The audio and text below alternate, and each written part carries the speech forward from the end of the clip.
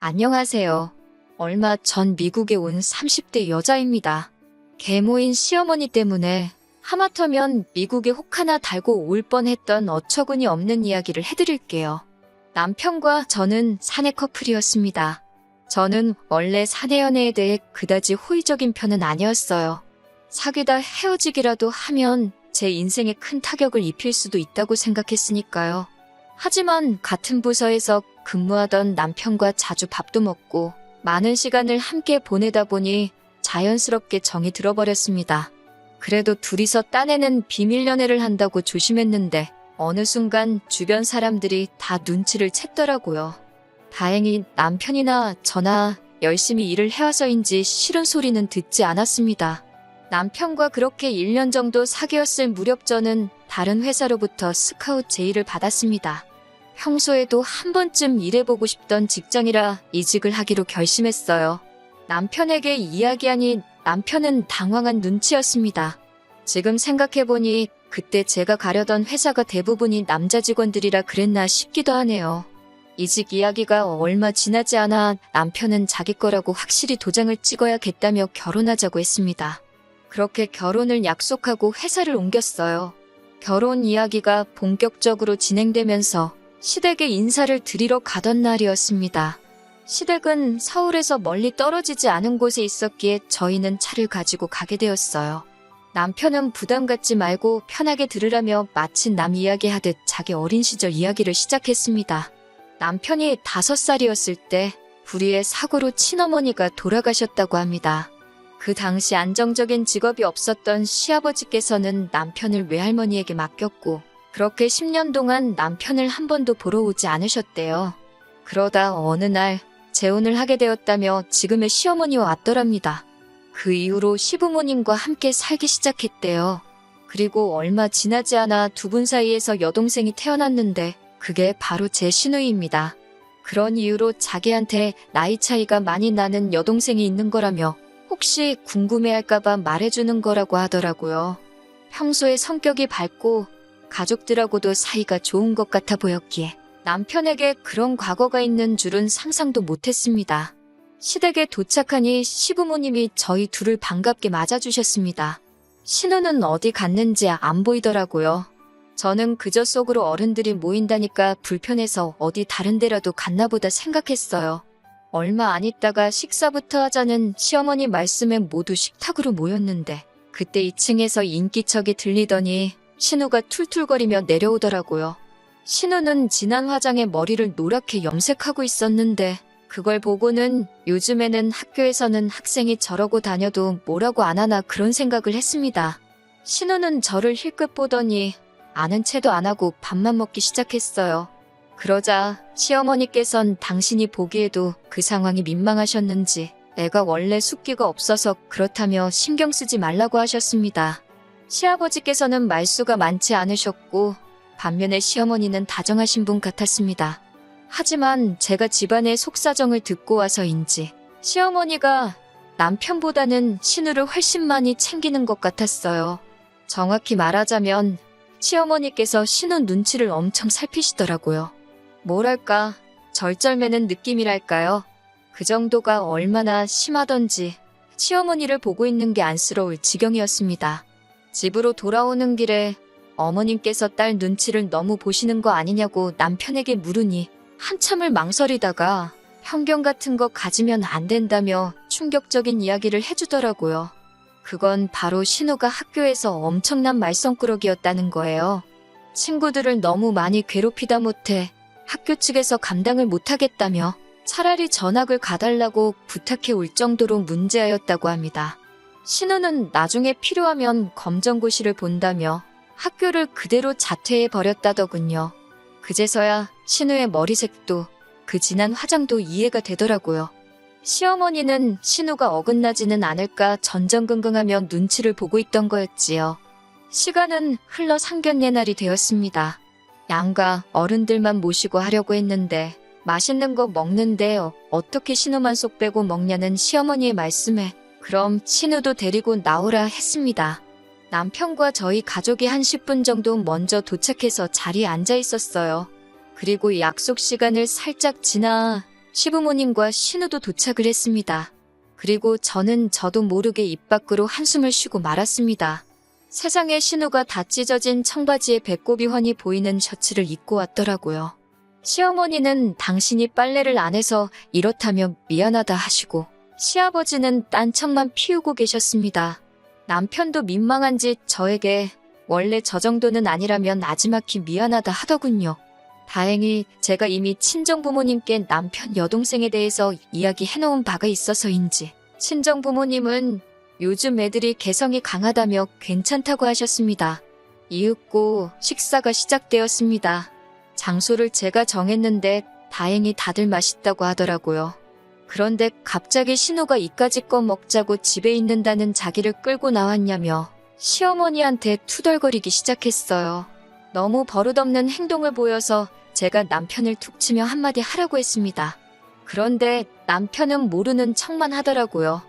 보다 못한 제가 그래도 기왕 나왔으니까 기분 풀라고 한마디 했어요.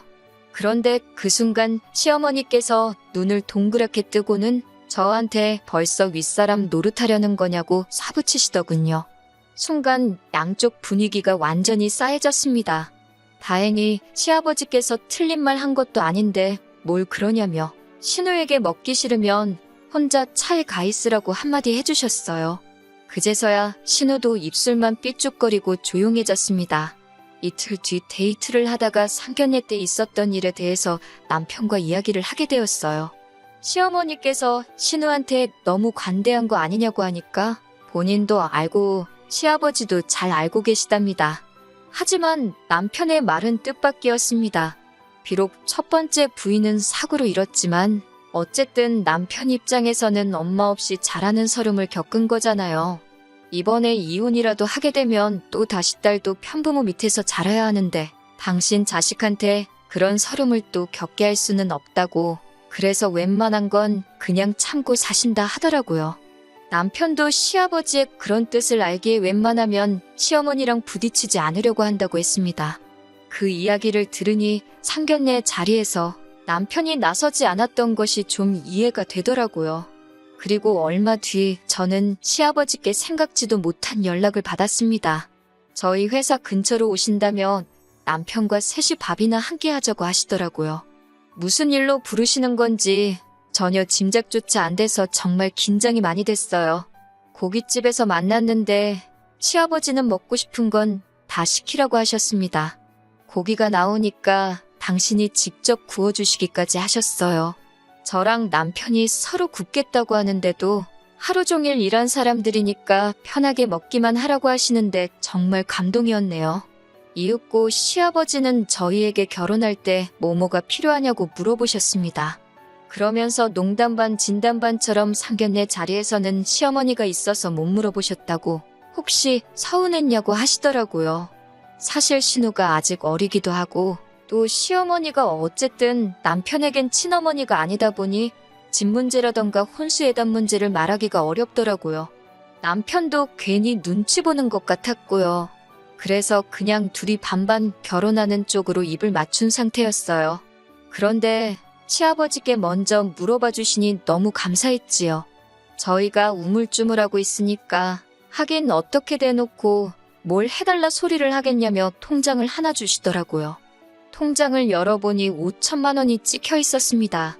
시아버지께서는 남편에게 돌아가신 남편의 친어머니 보험금에 당신이 좀 더 보탠 거라고 덧붙이셨습니다. 남편은 입을 꽉 깨물고 눈물을 삼키고 있었고 그 모습을 지켜보고 있자니 저도 저절로 눈물이 흘렀어요.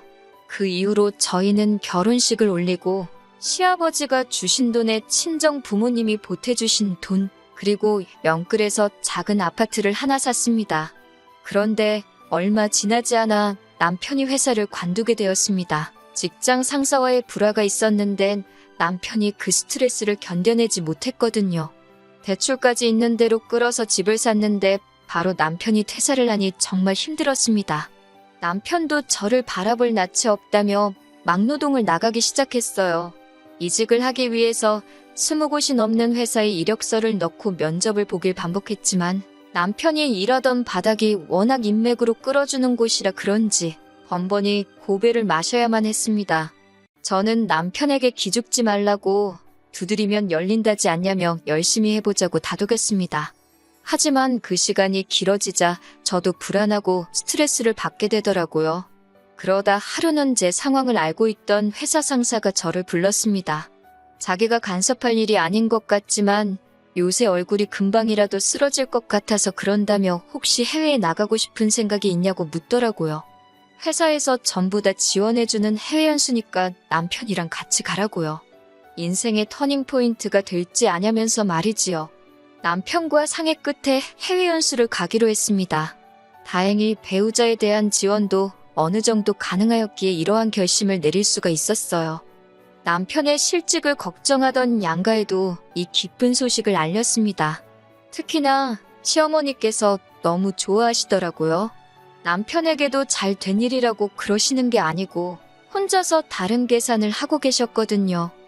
시어머니께서는 저희더러 신우를 같이 데려가라고 하셨습니다. 그럼 애가 영어도 늘거고 세상을 보는 눈이 넓어지지 않겠냐 하시면서요. 저희들 먹는 밥상에 수저 하나만 놔주면 된다면서 정말 아무것도 아니라는 듯 말씀하시는 그 뻔뻔함에 기가 차더라고요. 저는 그렇게는 못한다고 말씀드렸습니다.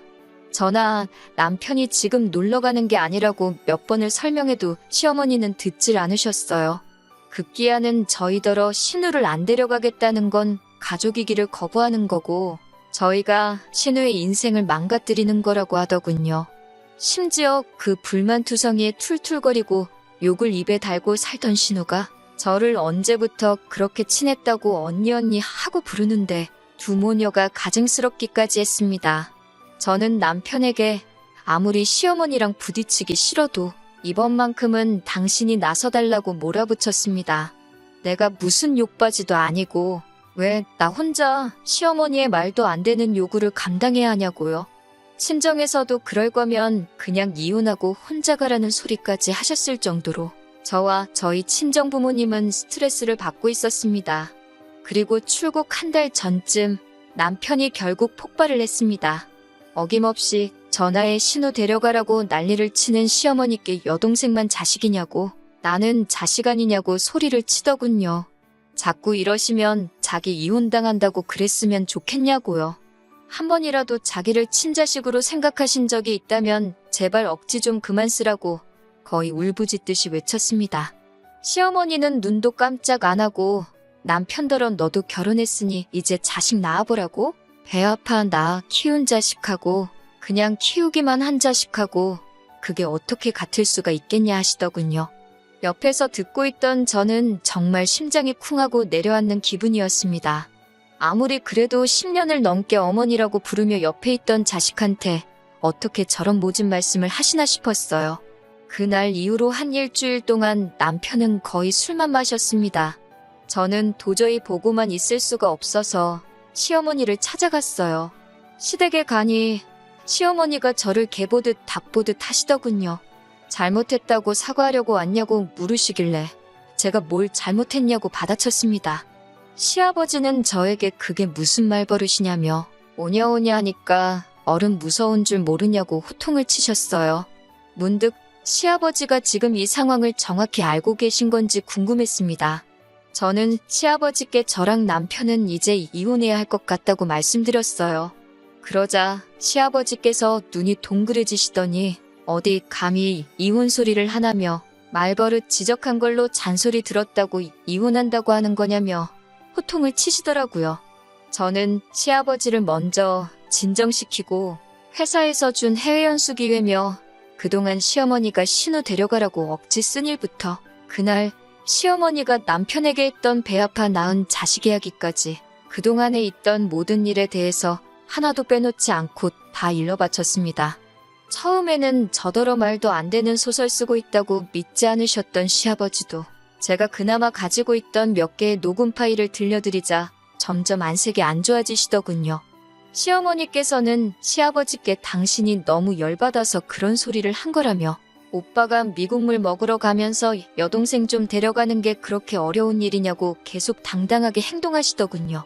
하지만 시아버지께서 무서운 눈으로 시어머니를 노려보시더니 딸 앞길은 걱정되고 아들 앞길은 신경 안 쓰냐며 엄마라는 사람이 어째 그러냐고 혀를 차셨습니다. 그러더니 저에겐 네 시어머니가 하는 말은 지금부터 하나도 귀담아 들을 필요 없다고, 니들 일은 니들이 알아서 하라고 하시더군요. 그러자 시어머니가 지금 며느리인 제 앞에서 자기를 무시하는 거냐며, 그럴 거면 이혼하자고 시아버지께 달라들더라고요. 그러자 시아버지도 툭하면 이혼하자 소리, 당신도 지겹다면 나가라고, 그렇게 이혼해서 혼자 살고 싶으면 딸은 두고 혼자 나가라고 고함을 치셨습니다. 처녀를 건드려 놓고 결혼 안 해준다고 난리를 쳐서 팔자에도 없는 재혼을 하게 만들더니 이제는 평생을 이혼하자는 소리로 사람을 괴롭힐 거냐면서요. 점점 시부모님의 부부싸움이 과격해져서 제가 있기가 뭐하더라고요. 결국 일단 알겠다고 말씀드리고 시댁에서 빠져나왔습니다. 저는 남편에게 시아버지가 하신 말씀을 전하고는 냉정하게 들릴지 모르겠지만 이제 시어머니에 대한 미련이나 원망은 마음에서 버리라고 했습니다. 나랑 결혼했으니까 행복한 미래만 생각하고 같이 열심히 살자고요. 그리고 며칠 뒤 시아버지께서는 제 계좌로 500만 원을 보내주셨습니다. 생각지도 못한 돈에 제가 연락을 드렸고 결혼 전 그날처럼 셋이 식사를 하게 되었어요. 이번에는 제가 고기를 구웠습니다. 시아버지께 돈은 돌려드리고 싶다고 했더니 10년 동안 아들 공부에 하나 신경도 못 써준 못난 아비라면서, 그래도 죽은지 엄마를 닮았는지 똑똑하게 자라서 저처럼 좋은 여자를 만났다고, 또 떨어져서 살게 되는 건 가슴 아픈 일이지만 미국 가서 한번 열심히 해보라고 하시더군요.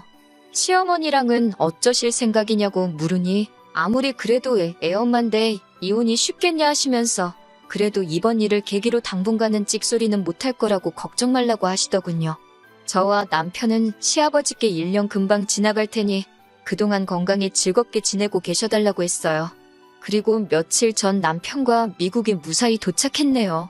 여기 온 지 얼마 되진 않았지만 벌써 남편 표정도 밝아졌고 저도 마음이 많이 편해진 기분이에요. 1년 잘 살고 돌아가서 저희 이야기 또 들려드릴게요.